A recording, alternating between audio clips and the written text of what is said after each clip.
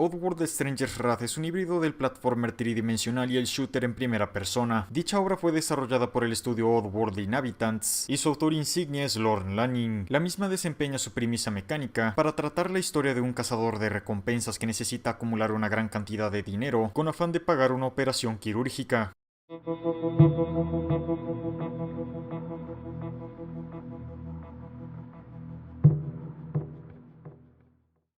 Oddworld Stranger's Wrath, obra que de aquí en adelante y por el bien de la facilidad didáctica, la referiré únicamente como Stranger's Wrath, es un videojuego originalmente lanzado en 2005 para la primera Xbox, el cual aún con una adaptación en alta definición, que es la versión que yo voy a tratar en este ensayo, no deja de ser una obra exenta de afinidades arcaicas dignas de su época. Su esquema de controles es cuanto menos atípico para lo que se acostumbra hoy en día. En tercera persona, la maniobrabilidad del avatar toma en cuenta la relación física entre el cuerpo y el terreno. El avatar solo iniciará una carrera cuando el input direccional esté totalmente inclinado y el mismo avatar adquiera aceleración de carrera. Ir contrapendiente no solamente puede desacelerar la carrera del avatar, sino que también dificulta su movimiento inicial. En otras palabras, su esquema de movimiento sigue la misma lógica que la de un juego de Sonic en 3D, un juego de Sonic del estirpe Adventure para ser más específico, pero con un diseño de niveles que no está hecho para dar soporte a la expresión sobre la fisicidad interactiva. En primera persona, la velocidad de Stranger tiene una velocidad máxima fija, la cual es lógicamente dependiente de la presión del input direccional. En primera persona, el avatar Stranger también cuenta con un arma a distancia, la cual es una ballesta doble. En lugar de contar con múltiples armas, Stranger solamente tiene a disposición un arma, la cual puede intercalar variantes de munición, que sirven para lo mismo que un fusil subametralladora, un RPG, una bomba tóxica y entre otros. Hoy en día tenemos por costumbre que los juegos shooter que presentan al jugador con la posibilidad de cargar más de dos armas, posean como estándar la icónicamente conocida como ruleta de armas o weapon wheel, como el medio por excelencia para hacer intercambios entre armas. Cabe recalcar que el primer Ratchet & Clank ya contaba con el Weapon Wheel y su secuela Going Commando mejoró la calidad de vida de la misma, haciendo que la activación del Weapon Wheel automáticamente retuviera el tiempo, y ambas obras son anteriores a Stranger's Wrath, en cuyo caso la solución que propuso Stranger's Wrath para trastocar varios tipos de armas al momento poco tiene que envidiarle a sus coetáneos. Aquí tenemos el despliegue de un menú que detiene la totalidad del tiempo manejable con el D-pad. No será la más elegante de las soluciones, pero el simple detalle de que esto detenga el tiempo de juego compensa de sobremanera el estrés de tener que navegar por un menú para tener acceso al arma deseada en el momento deseado. A nivel visual, las texturas del juego son en su mayoría de calidad media, y el reciclaje de renders de personajes, aunque esperables en enemigos menores y NPCs amistosos, el que esto ocurra con los bosses puede llegar a ser distrayente, además de restarle memorabilidad a los mismos. Ciertamente, incluso para los estándares de la época, se nota que Stranger's Wrath es un juego de presupuesto modesto, pero como no todo es malo en esta vida, puedo rescatar que el avatar protagónico Stranger cuenta con un diseño genuinamente cautivante que expresa a la perfección el rol que desempeña. Pese a que probablemente la compresión del metraje no lo demuestre, puedo decir que la iluminación está muy bien lograda, los critters están muy bien animados y los 60 fotogramas por segundo son de agradecer.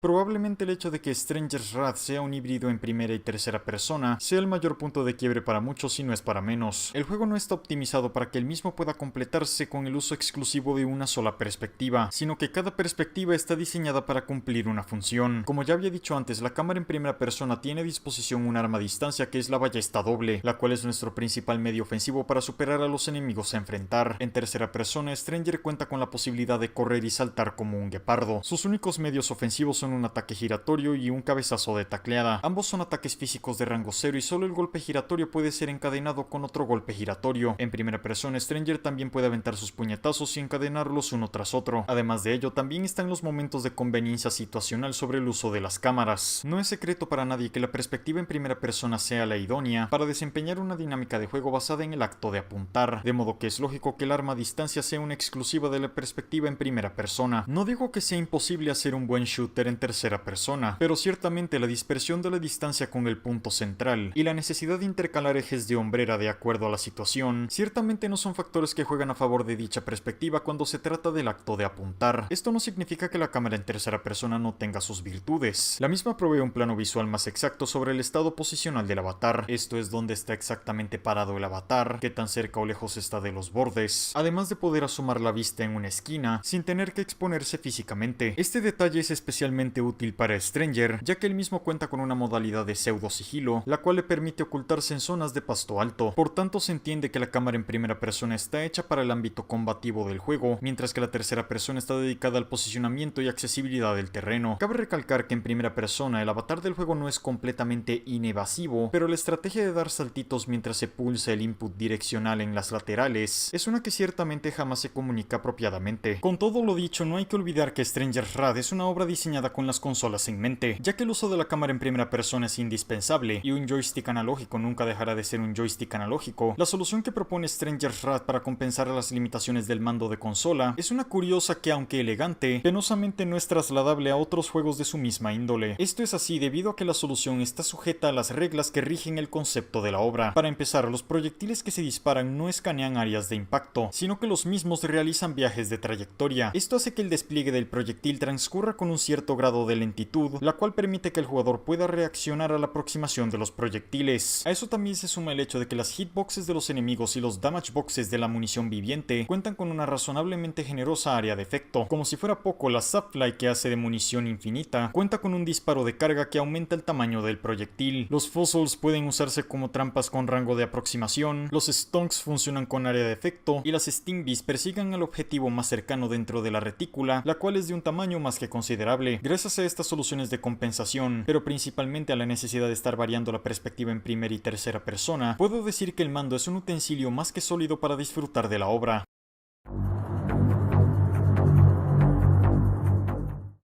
Stranger's Wrath empieza con una cinemática que hace alusión a conceptos jugables, que penosamente peca de exagerar un poco la presentación. La maniobrabilidad de Stranger no es tan fluida como presenta la cinemática, el concepto de las trampas de agujero oculto es inexistente, y aunque no imposible, el concepto de enfrentamientos contra jefes mediante persecución nunca llegan a alcanzar una escala como la que se presenta en el metraje. A partir de este punto el juego introduce su tutorial, el cual enseña conceptos básicos de las mecánicas, tales como la maniobrabilidad, la ofensiva, elementos de interacción, la necesidad de cazar la munición viviente, la función de cada munición viviente o por lo menos las pocas que se introducen, la posibilidad de acceder a un modo sigilo en el interior de un pasto alto, la necesidad de capturar enemigos para obtener créditos, el hecho de que capturarlos vivos o muertos repercute en la cantidad de créditos obtenibles, la compensación de balance haciendo que una de las municiones vivientes sea infinita, y el mismo tutorial finaliza con un asalto a un campamento enemigo. Cabe resaltar que el tutorial es dependiente de los cuadros de texto superpuestos. No tengo nada en contra de los cuadros de textos superpuestos, pero creo que no sería mucho pedir consistencia en hacer que los textos no interrumpan el flujo del juego. Como dato adicional, este tutorial hace gala de un concepto que jamás vuelve a hacer aparición en todo el juego. Esto es poder atraer a los enemigos hacia una infraestructura debilitada, la cual colapsará sobre los enemigos en el momento en el que estos la pisen.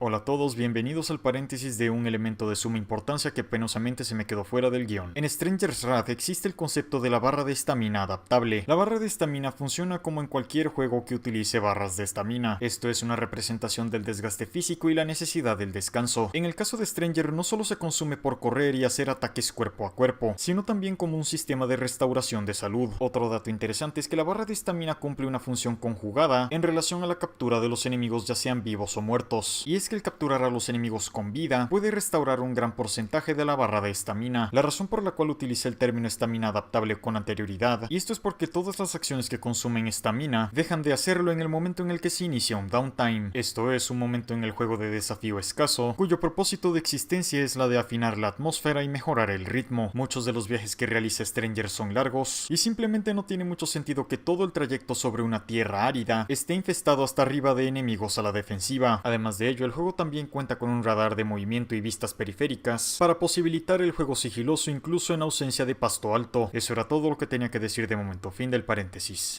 Una vez alcanzado el primer pueblo del juego, se presenta al mismo tiempo que se descarta el concepto de deponer las armas al entrar a un poblado. Lógicamente esto se hace porque el jefe final que enfrentaremos en esta área del juego es un invasor que llega a destruir el pueblo y el juego simplemente no puede darse el lujo de dejar al jugador expuesto por una cuestión de balance. Para este punto quiero añadir que siempre he tenido la teoría de que los escritores y los diseñadores no tienen precisamente mucha comunicación durante el desarrollo de un videojuego, y pese a que hoy en día es más extraño encontrar este tipo de incongruencias, al final del día no es es difícil entender por qué Stranger's Wrath es un juego tan fácil de menospreciar, sobre todo en sus primeros compases. Y es que una vez finalizado el tutorial, el juego siente la necesidad de reintroducir conceptos que ya habían sido establecidos con anterioridad. Como si fuera poco, el mismo lo hace con una multiplicación de redundancia. No es solo que volvamos a tener un cuadro de texto superpuesto que explica lo que hacen las municiones vivientes que ya han sido introducidas, sino que justo antes de eso, Stranger soliloquea en una cinemática la función de dicha munición viviente. Si esto se limitara a conceptos jugables que aún no han sido introducidos,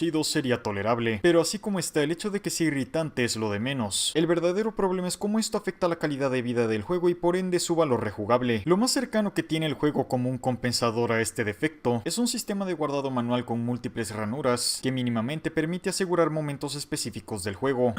Pasando a hablar de otra cosa, Stranger es un cazador de recompensas y como es de esperar en un videojuego sobre un bounty hunter, los niveles son un recorrido desde el sindicato de cazarrecompensas hasta la cabeza de nuestro objetivo propiamente dicho. Todos los objetivos salvo uno pueden ser capturados vivos o muertos, o por lo menos es así en la dificultad fácil y su vasta mayoría en la dificultad normal, pero eso es algo de lo que hablaré más adelante. El dinero obtenido puede ser gastado en mejoras para nuestro avatar, tales como cargadores de mayor capacidad para la munición viviente, fórmulas que aumentan el rendimiento físico, versiones mejoradas de la munición viviente y la posibilidad de cargar binoculares. Todas las recompensas y en su mayoría las mejoras son exclusivas de un pueblo. Los objetivos de caza son todos obligatorios, y si se da el caso de que avanzas hacia un nuevo pueblo dejando atrás mejoras del pueblo anterior, lo más seguro es que estas se quedarán perdidas, ya que avanzado hasta un cierto punto, se termina llegando a un punto de no retorno. Todo esto es durante los primeros 2/3 de la aventura más o menos. En lo que vendría a ser aproximadamente el último tercio de la aventura, por razones que se justifican en la historia, Stranger pierde las mejoras anteriormente obtenidas, la dinámica económica es intercambiada por una recompensación lineal, es decir, ahora Stranger obtiene las mejoras simplemente avanzando en la historia, capturar enemigos ya no provee de créditos, pero en su lugar puede restaurar la munición, y en general la dinámica de llegar a un poblado para completar objetivos se pierde en favor de una progresión enteramente lineal.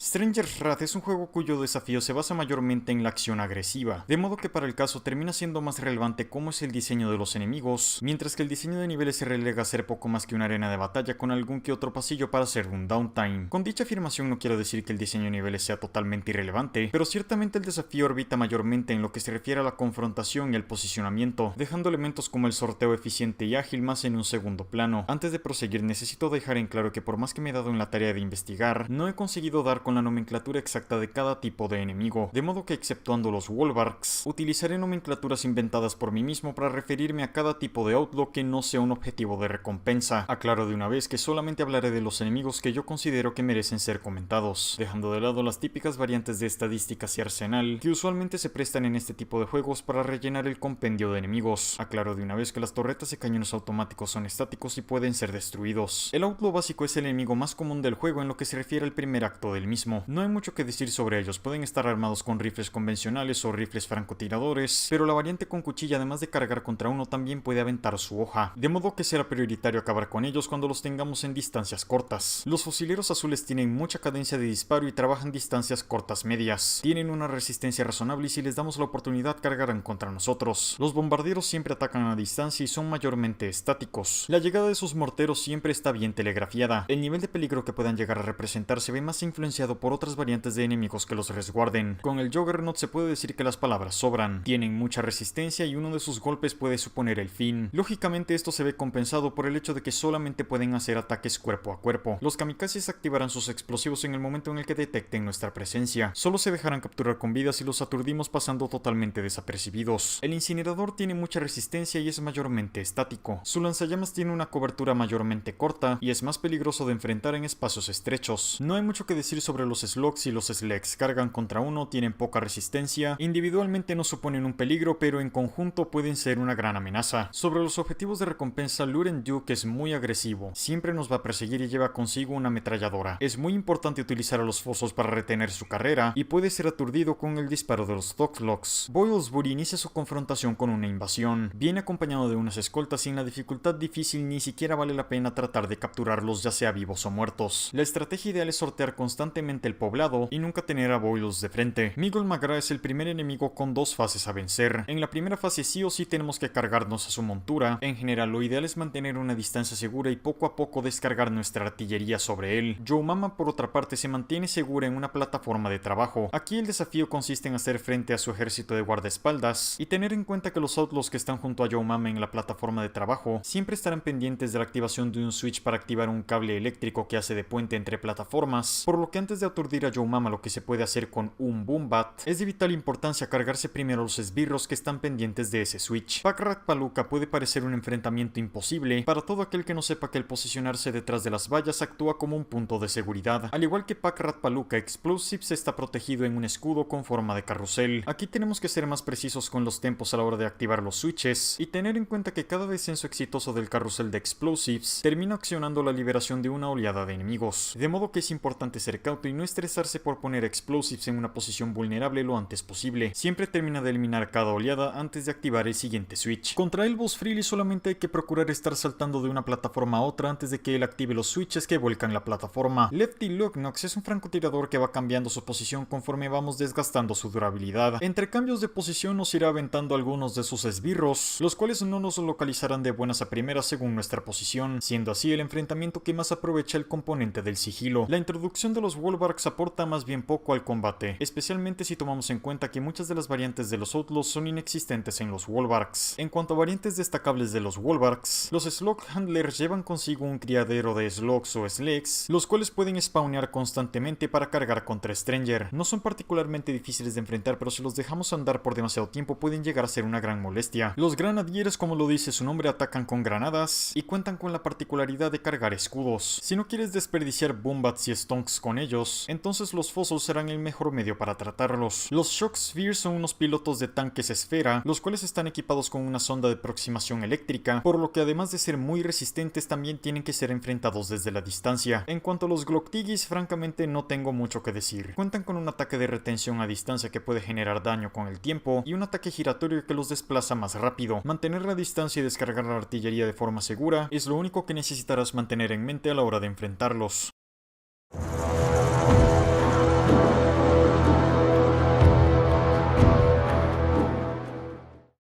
Stranger's Wrath relata una historia bastante escasa. No digo eso como algo negativo, de hecho el resultado es bastante coherente para los objetivos que se plantea la obra en lo que se refiere a lo narrativo, pero no está exenta de peros y algunos bastante graves. Sin embargo, lo que realmente echaría para atrás a más de uno, esto es referente al gran público mainstream, por no decir los mismos que siguen refiriéndose a Rockstar como un pilar de la escritura videojueguil, es que la escasez de contenido narrativo implica que al final de la aventura no habrá mucho que recordar. Esto se ve entre comillas empeorado por el hecho de que el protagonista nunca llega a tener un arco de personaje, y si digo empeorado entre comillas es porque realmente está justificado en la trama que el protagonista no tenga una evolución, o por lo menos no una tajante que cambie su perspectiva global sobre el mundo. Al poco de empezar se establece un estudio sobre las características de Stranger. En su rol de cazarrecompensas su modus vivendi es bastante explícito. Vivo o muerto simplemente es el hombre que se encarga del trabajo a cambio de una comisión. Su acercamiento tan metódico y escaso de expresividad a la hora de tratar con otros NPCs se ve reflejado en el hecho de que el protagonista no cuenta con nadie a quien llamar amigo o tan siquiera aliado. La gran ironía es que dicha soledad excesiva es lo que termina justificando la necesidad de Stranger por soliloquiar tanto. Pero más allá de justificar mecánicas y dinámicas de juego, ¿por qué Stranger es un cazador de recompensas? Y a su vez, ¿por qué esta es la historia sobre un cazador de recompensas? Es porque en los primeros compases de la aventura el guión establece la necesidad de acumular una enorme cantidad de crédito, que en el mundo del juego es denominado con el nombre de mula, con afán de pagar una operación a un médico. El mismo protagonista es quien establece que su supervivencia depende de dicha operación. Para este punto, la gran flaqueza del guión de Stranger's Wrath, independientemente de lo tardío que se haya establecido este hecho, es que aunque la motivación de su protagonista sea humanamente entendible, además de bastante explícita, dejando pocos sesgos para la dubitativa, es que para este punto, y teniendo en cuenta que estamos hablando de aproximadamente un tercio del primero de 2 actos, es que aquello que hace interesante al protagonista y por ende la historia, ya que la historia es prácticamente un estudio sobre el protagonista, es precisamente el misterio que le rodea. El propio guión parece ser autoconsciente de esto y dudo mucho que el llamar al protagonista Stranger sea así por la casualidad del juego de palabras entre odd y strange, sino más bien por todo el extrañismo que rodea al personaje de Stranger nada más empezar la aventura. El protagonista no cuenta con una base de operaciones a la cual llamar hogar, además de que él mismo realiza viajes de pueblo en pueblo sin retorno una vez que finaliza con todos los objetivos y por ende recompensas que dicho pueblo tenía que ofrecer, lo cual hace que Stranger se pueda interpretar como forastero, pero además de eso Stranger es único en su especie y analógicamente único en raza. Hay outlaws, clackers, critters que vendrían a ser la munición viviente, slegs y gloctigis, pero Stranger es un Steve, y esto no solo es algo que se establece a la mitad de la aventura, sino que también se hace de forma discreta. Dicha normalidad en la no abundancia de la especie del protagonista termina concediendo a Stranger el estatus de raro, tanto en la rareza de ser extraño por sus diferencias físicas, así como raro por no ser común de encontrar. Tras finalizar el segundo tercio del primer acto, se establece que la especie de Stranger está valorada por un coleccionista, por tanto Stranger también es raro en plan valioso. Todo esto hace que el gran motivante para continuar con la historia de este personaje termine siendo lo que no sabemos de él. Como si fuera poco, no es sino hasta el final del segundo tercio del primer acto, donde vemos al protagonista tener una reacción emocional por primera vez, siendo esta cuando se establece que Stranger podría tener todos los créditos que necesita para pagar la operación, si es que este está dispuesto a entregar la cabeza de uno de su especie. Como si fuera poco, tanto por guión como por dinámica de juego, Stranger's Wrath establece la posibilidad de tener finales alternativos, mínimamente para lo que vendría a ser el primer acto del juego, elemento inexistente en la obra. No quiero llevar el ensayo al terreno de la especulación, pero tomando en cuenta trabajos anteriores del autor insignia, que Stranger's Wrath originalmente fue distribuido por Electronic Arts, y el estado actual de la franquicia Oddworld, no sería irracional suponer que Stranger's Wrath sea una obra concluida a secas. Más adelante hablaré de qué haría yo para mejorar la obra, pero de momento voy a dejar este asterisco para seguir comentando lo que es la historia de Stranger's Wrath. El final del primer acto de Stranger's Wrath concluye con un encuentro entre Stranger y un secuaz del tardíamente introducido antagonista. Dicho secuaz le tiende una trampa a Stranger para capturarlo, y el acto finaliza con la revelación de Stranger como un Steve, seguida por el rescate de los Groups, una especie que venera al Steve, y la persecución de Stranger ante los últimos Outlaws y los Clackers a los que anteriormente les estábamos haciendo el trabajo duro. Ahora que saben que Stranger es un Steve, se presentan más que dispuestos a acribillarlo. Una vez finalizada la persecución, Stranger establece la necesidad de ir a cazar a Secto, nombre del antagonista, como única vía posible para mantener su supervivencia. Después de todo, hasta este punto Stranger solamente había encontrado refugio en la comunidad de Clackers, y el doctor que iba a operarlo ha sido asesinado por el secuaz de Secto. Antes de proceder con el segundo acto, considero importante aclarar unas cuantas dudas. Lo primero es que la emboscada de DK Strider está justificada, debido a que este es contactado por Secto justo en el momento en el que se establece el valor de la cabeza de Stranger. El estatus de los Groups como aduladores del Steve no es algo que se establece solo porque sí en el momento en el que estos son introducidos, ya que durante el único encargo que funciona como una misión de rescate, se hace alusión a la especie de los Steve como una entidad legendaria. El que los Groups hayan logrado localizar a Stranger se justifica, ya que canónicamente Stranger sí ha tenido encuentros con los Groups, y ya que los Groups parecen ser los únicos que enaltecen la especie de Stranger, se entiende que estos puedan deducir que Stranger es un Steve pese a que solamente lo vieron parcialmente. Segundo acto. Stranger tiene su primer encuentro formal con una tribu de Groups. Los Groups le entregan a Stranger el equipo que pudieron recuperar de la emboscada, y se establece que los Groups también tienen a Secto como enemigo en común, ya que se establece que este ha expropiado los Groups de sus tierras y ha limitado el flujo del agua con una represa. Como dice el dicho, el enemigo de mi enemigo es mi amigo, por lo que no es descabellado que Stranger forje una alianza con los Groups, en la que este se disponga a expulsar a las fuerzas paramilitares de Secto en los terrenos de los Groups, a cambio de que estos le ayuden a Stranger a llegar río arriba hasta la guarida de Secto. Para este punto, mediante el progreso natural de la historia, el avatar experimenta cambios en sus mecánicas de interacción, que poco a poco lo empiezan a distanciar del concepto del cazador de recompensas, a una versión más cercana del Steve, que se cuenta en la leyenda del mismo como un guardián. Anteriormente, Stranger contaba con un cabezazo a rango 0, ahora pasa a ser una tacleada que lo impulsa en carrera, dando a entender que ahora Stranger puede mover su físico con libertad. Como Stranger ya no puede reclamarle recompensas a los Clackers, los enemigos capturados pasan a ser alimento para los Critters, con afán de automatizar la reproducción entre los mismos. Las mejoras que los Groups proveen a Stranger poco a poco se traducen en versiones más potentes de la munición viviente, las cuales detrimentan el juego de sigilo y a distancia en favor de un estilo más próximo y agresivo. Si hay algo que Stranger's Wrath hizo muy bien fue marcar el cambio de perspectiva en el guión y en las mecánicas. Si para este punto del ensayo da la impresión de que no estoy extrayendo mucho subtexto, esto se debe principalmente a la naturaleza formal, por no decir objetivista, sobre la relación de Stranger con los Groups. Independientemente de cómo los Groups alaben a Stranger, o de las pistas escenográficas que sugieren a la raza de los Steve como guerreros legendarios que ya habían enfrentado a Secto, no exagero cuando digo que Stranger solamente muestra muestra dos reacciones emocionales en toda la obra. Como ya había dicho, la primera es cuando Stranger le sugieren obtener 20.000 créditos al instante a cambio de una cabeza de Steve. La segunda es al final con el fallecimiento del viejo Steve. Sin ningún afán de hiperbolizar, el segundo acto de la aventura se puede resumir en un Stranger con ayuda de los Grubs va acabando con el ejército de los Wolbarks. Tras derrotar a Secto en un momento donde Stranger libera un rugido de guerrero legendario, la represa se derrumba causando así la liberación del agua y con ello la rehidratación del mundo, por lo menos una parte del oeste de Mudos. Tras el colapso, Stranger y algunos Grubs descubren que Secto era un Steve, pero a la perspectiva del jugador se termina revelando que Secto en realidad es un parásito que vivía en la cabeza del Steve, desmintiendo en el proceso la parte de la leyenda que relata que Secto era un demonio y dejando en duda si los personajes son conscientes de este hecho. Después de todo, las últimas palabras del viejo Steve son preguntar si el agua ha sido liberada y exclamar libertad en favor de la respuesta que recibió, y la reacción de los presentes parece ser una de tragedia. No voy a mentir, este es un final que me deja con una sensación de introspección ambigua, pero ya hablaré más adelante de qué haría yo para mejorar la obra. Y bueno, eso ha sido todo el estudio de Stranger. Pero bueno, ¿qué se puede decir del resto de personajes que en conjunto tienen presencia? El estilo cómico no es ninguna novedad en las obras de Lorne Lanning. Se nota tanto en la escritura y la dirección que la intención es burlarnos tanto de los Clackers como de los Outlaws y los Grubs. El caso de los Clackers es demasiado evidente, solamente existen por el bien del relleno coherente. Si acaso poco más, y ya que ese es el caso, entonces ¿por qué mejor no hacer que nos riamos con ellos? Y aunque no nos riamos, al menos los chistes nunca llegan a ser invasivos. El caso de los Outlaws, incluyendo los objetivos de recompensa, se resume en que son malos unidimensionales, y ya que es el caso, pues ¿por qué no burlarnos de ellos? Que quede claro que a diferencia de los Clackers, cuyo sentido de comedia está más basado en el ridículo, salvo algunas excepciones, las burlas hacia los Outlaws son más que nada situacionales. Como elementos redimibles, puedo decir que algunos cuentan con diseños que pueden llegar a parecer intimidantes, o por lo menos libran un enfrentamiento intimidante en la dificultad difícil, y DK Strider en su rol de único Outlaw con un contacto directo con Secto, logra demostrar con acciones su competencia como hombre del saco. Si bien los Grubs pueden llegar a ser molestos, y en más de una ocasión son expuestos como incompetentes, lo cierto es que estos pueden llegar a demostrar valores de honradez y autosacrificio por el bien mayor, especialmente in-game donde varios demuestran genuina determinación al cargar hacia la batalla, aunque sí, la mayoría va a ser carne de cañón, pero ya saben lo que dice el dicho, lo cortés no quita lo valiente. En su rol antagónico, Secto no es que tenga mucha presencia, en resumen se limita a ser malo porque sí, pero al menos tiene un poco de trasfondo, además de que también cumple a la perfección su función de ser una analogía sobre el corporativismo opresivo, y creo que aquí todos estamos de acuerdo en que los parásitos son malos. Apologize! No.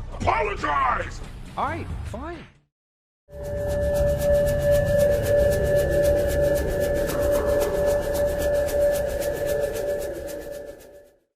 En lo referente a completismo, cacería de logro-trofeos, un buen puñado, por no decir la mayoría de los objetivos, se limitan a ser poco más que el hallazgo de unos easter eggs o huevos de Pascua. Como es lógico, estamos hablando de hazañas argumentablemente inconcebibles, sin el uso de una guía que detalle la respuesta, y eso es por no llamarlo suerte excesiva en aquellos que tienen trastorno obsesivo-compulsivo. Y no lo digo por ofender si saben a lo que me refiero, el entre comillas coleccionable de los barriles ocultos es más de lo mismo, y no exagero cuando digo que estaban ocultos en lugares en los que una persona normal jamás se iba a fijar. Juntar 40 cofres de mula es más razonable puesto que el juego cuenta con un total de 69 y a diferencia de otros coleccionables estos sí son razonablemente vistosos, pero en lo referente a logro trofeos que provean de temas que merezcan ser comentados, desde mi perspectiva únicamente puedo pensar en los siguientes tres: Get 'em Good, Mumula y Secto Suicide, y dudo que sea casualidad que todos estos estén relacionados con el tema del balance de la dificultad. Get 'em Good es una variante del logro trofeo Get 'em, el cual consiste en capturar un total de 250 Outlaws. Con Get 'em Good, la variante es que ahora los Outlaws tienen que ser capturados con vida. Para capturar Outlaws con vida, estos tienen que ser aturdidos con un ataque no letal o de letalidad mínima. Los Outlaws muertos todavía pueden ser capturados, pero estos cuentan con un límite de tiempo antes de su desintegración. El objetivo de Mumula consiste en acumular la cantidad de 20.000 créditos. La cuestión aquí es que mínimamente desde la perspectiva de un individuo que ya le sacó el platino a este juego, ambas hazañas se me hacen inconcebibles fuera de la dificultad fácil, ya que esta es la dificultad donde todos los enemigos menores pueden ser aturdidos con el disparo de una Sapfly cargada, que para el caso es la variante infinita de la munición viviente que dispone nuestro arsenal. A eso se suma el hecho de que los disparos de la Sapfly cargada provocan un desgaste tangible sobre la barra de resistencia de los objetivos de recompensa, ya que capturar a los enemigos con vida genera más ingreso que capturar los muertos, termina siendo crucial capturar con vida más del 90% de los enemigos. A eso también hay que sumar el hecho de que no nos podremos permitir comprar en ninguna de las mejoras en las tiendas. No exagero cuando digo que en la dificultad fácil, cuando saqué este trofeo, siguiendo los parámetros que acabo de establecer, a duras penas pude superar la cifra de 21.000 mula. A eso también hay que sumar el hecho de que estuve rompiendo todas las cajas y barriles que pude encontrar, ya que estos pueden contener crédito en pequeñas cantidades. Rebusqué todos los cofres de mula cuya posición se haya mantenido en mi memoria, junto a los tesoros ocultos que igualmente he recordado su ubicación. En ningún momento llegué a utilizar las tiendas ni siquiera para rellenar munición. La razón por la cual estoy comentando todo esto es porque en relación al logro trofeo Secto Suicide, o incluso para el caso Stranger Danger, otorgados por completar el juego en las dificultades difícil y normal, la idea de acumular 20.000 créditos mula, teniendo en cuenta todos los condicionantes ya establecidos para lograrlo, es una hazaña a la que no he logrado concebir como posible. A todos los elitistas que estén escuchando estas palabras, que seguramente ya me han tachado de indigno sin criterio, encarecidamente los invito a tentar la hazaña de acumular un total de 20.000 créditos mula, ya sea en la dificultad difícil o normal. Digo, si vas a tacharme de indigno sin criterio, lo mínimo que podrías hacer es hacerte de una prueba sólida que efectivamente demuestre que dicha hazaña es posible en las dificultades difícil o normal. Y ya que estamos con el tema de las dificultades difícil y normal, el logro trofeo Secto Suicide es uno de tantos que me plantea las dudas sobre cuál es el modo de dificultad ideal con el que el juego ha sido concebido para ser jugado, y si acaso aquellos que son los responsables de elaborar los objetivos de los logro trofeos son capaces de estar a la altura del desafío que proponen, o mínimamente ser capaces y dispuestos de realizar el desafío varias veces para corroborar que la realización de sus hazañas no esté sujeta a variantes de azar, dicho sea de paso que lo puedan hacer también sin exploits. Fuera de la escena de los speedrunners, lo más cercano que tiene Stranger's Wrath a un exploit es un sistema de guardado manual que literalmente puede utilizarse en cualquier momento con múltiples ranuras. No tengo interés en entrar en el debate de si este es un buen sistema de guardado o no, solo diré que si no fuera por este sistema de guardado, me habría dado por vencido con el platino de este juego en la persecución de la cuenta regresiva, y es que no son pocos los momentos nefastos en la dificultad difícil, en los cuales simplemente no puedo dejar de plantearme cómo es posible que esto se le diera luz verde después del testing. En esta dificultad Stranger no necesariamente tiene que morir con un toque, pero el problema en sí no es la fragilidad de la vulnerabilidad, sino que a momentos el juego crea situaciones donde el jugador, además de ser puesto en una confrontación directa con algún enemigo, especialmente los jefes, ocasionalmente también lo pone frente a frente en un cara a cara contra enemigos de una durabilidad tal que resulta imposible capturarlos con vida, mientras que al pobre Steve no le queda de otra más que cruzar los dedos y orar por salir del rango de ataque de un enemigo antes de que éste lo fulmine. No exagero cuando digo que la palabra frustrante se queda corta cuando se relatan anécdotas tan hilarantes tales como Stranger está encerrado en una habitación pequeña en llamas y sin su arma a distancia tiene que hacerle frente a 3 enemigos menores y un jefe. Uno de los enemigos cuenta con un rifle que puede acabar con Stranger a quemarropa. En orden para superar esta fase es necesario que Stranger utilice su ataque giratorio para aventar a los enemigos contra el fuego. Mencioné que el ataque giratorio también consume estamina. También está la persecución final, la que por cierto es contrarreloj, donde además de tener que sortear enemigos con armas a distancia que tenemos que sortear de frente, también tiene la audacia de pedir al jugador que suba por un camino ascendente, la cual está custodiada por múltiples francotiradores. Mencioné que la estamina también se utiliza para correr o galopar en este caso, en una secuencia contrarreloj. Y ya ni hablar del enfrentamiento final contra no uno sino 2 Glocktigis, los cuales además de contar en su arsenal con medios para neutralizar la movilidad de Stranger, también tienen a disposición un ataque giratorio que puede aturdir a Stranger con cada golpe, y el mismo se puede realizar en un bucle si es que tienes la mala suerte de haber sido arrinconado contra la pared. Y eso sin mencionar que las librerías que hacen de barricadas pueden ser destruidas, dejando a Stranger expuesto en un ángulo de 360 grados. Podría seguir dando más ejemplos, como el hecho de que los objetivos de recompensa, al no poder ser aturdidos de una forma consistente en esta dificultad, forzando al jugador a matarlos como única vía de escape, contradiciendo el concepto del cazador de recompensas. I'm taking you in. Alive or a corpse.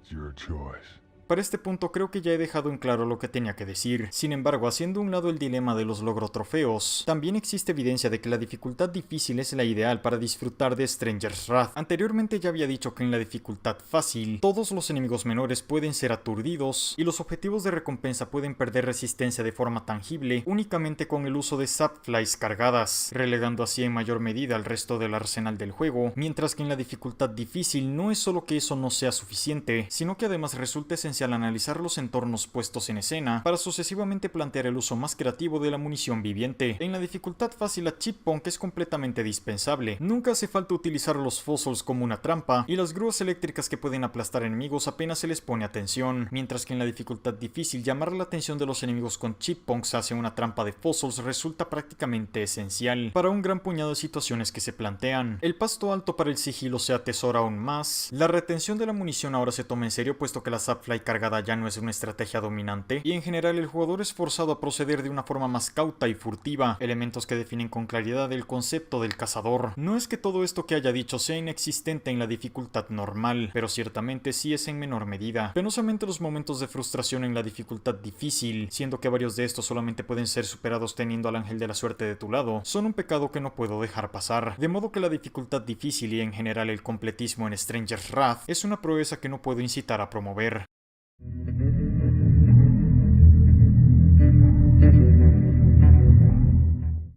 Sobre una apología a aquellos detalles que en la mayor parte del tiempo pasan desapercibidos, es de agradecer que Stranger pueda monologuear y dialogar manualmente con el presionar de un botón. Aunque esto se limite a realizar cuestiones sobre su siguiente objetivo, es un pequeño rango de expresión que se agradece. De la misma forma, Stranger puede agredir a muchos NPCs neutrales, al punto de sacarles algo de dinero a golpes, y estos acabarán reaccionando como es de esperar. Pese a que la actuación de voz es limitada, en general esta se desempeña en un buen nivel. Los clackers y los grooves tienen una voz tonta y graciosa acorde a sus características. Los outlaws se escuchan rudos pero torpes tal y como lo indican sus signos de personalidad. Mi única crítica puntual es que si bien Lord Lanning cumple en hacer que la voz de Stranger se escuche badass todo el tiempo, por mucho que la voz de Secto esté cumpliendo en hacer que su tono se escuche intimidante, es fácil darse cuenta de que ambos personajes tienen la misma acentuación. So when I bag one, where do I find you? Easy. I own the Mongol River.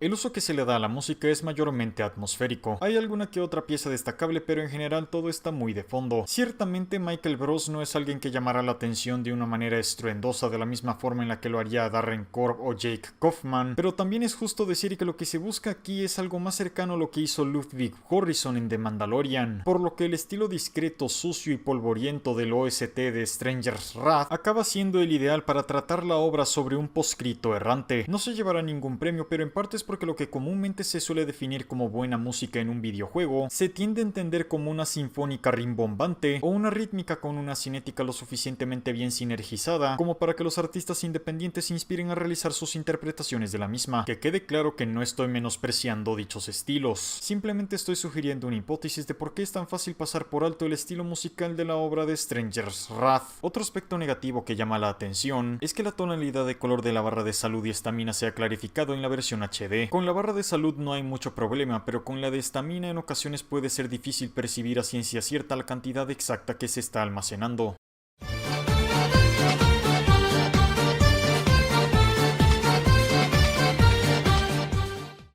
Para esta sección del vídeo quiero dejar en claro que no voy a hacer sugerencias que impliquen cambiar la obra tanto en guión como en mecánicas al punto en el que este sea irreconocible. A lo mucho sugeriré propuestas que están basadas en lo que sé del autor insignia, en lo que se refiere a hacer cosas que el propio Lord Lanning ya ha demostrado poder hacer en el pasado. También quiero dejar en claro que no estoy ignorando el contexto económico por mera quisquillosidad, simplemente este es un ejercicio sobre plantear un escenario idealista. Obviamente yo entiendo y respeto que lo idealista es imposible las más de las veces. Habiendo dicho eso, empecemos con algo pequeño. En caso de que balancear apropiadamente la dificultad difícil sea imposible, como mínimo el logro trofeo Secto Suicide no debería de existir. En lugar de enfrentar a dos Gloktigis en la confrontación final, poner a Cast Rider como último enemigo a vencer habría supuesto un mayor valor narrativo en la dualidad del personaje de Stranger, además de que le daría una última oportunidad de brillar al único personaje antagónico que ha demostrado ser competente. No tengo ninguna queja respecto a la escena final, pero creo que la sensación de cierre no está del todo bien lograda. Si fuera por mí, diría que el último plano debería de ser un paisaje en el que vemos la espalda de un triunfante pero melancólico forastero caminando tranquilamente hacia un horizonte incierto, ahora que se ha quedado sin nada que decir o hacer. Con respecto al tema del final de la obra, considero esencial que Stranger's Wrath cuente con dos finales alternativos. Uno en el que Stranger consiga la cirugía, habiendo obtenido 20.000 créditos mula únicamente a punta de los objetivos de cacería, y otro en el que Stranger se disponga a cazar un Steve. Lo que detonaría la posibilidad de obtener uno de estos finales sería un sistema de decisión binario cuando el gerente de la tienda de recompensas le propone a Stranger el contrato de una cabeza de Steve. En caso de aceptar el contrato de la cabeza de Steve, simplemente nos desviaremos en automático directo hacia un falso final. En caso de no aceptar, las líneas de diálogo se mantienen igual. Lo que determina la dirección hacia el final donde propongo que Stranger obtiene la cirugía es simplemente llegar a la oficina del doctor habiendo acumulado más de 20.000 créditos mula. Con ello habremos obtenido otro final y una mejor referencia al logro trofeo Mumula. Y como es de esperar, si no hemos obtenido la suma de 20.000 créditos mul al llegar a la oficina del doctor, simplemente continuaremos con la aventura canónica. Referente al diseño de la progresión, pese a que en general las confrontaciones contra los objetivos de recompensa son muy variadas, siendo que en varias ocasiones tenemos que interactuar con mecanismos eléctricos, otros sobrellevan el concepto del ataque a la torre, y menos mal que no se les olvidó incluir un duelo de francotiradores, ya que a nivel mecánico la obra cuenta con un componente de sigilo, que en muchas ocasiones su uso sería indispensable. Se habría agradecido que por lo menos hubiera un objetivo de recompensa que pudiera ser capturado pasando totalmente desapercibido del mismo.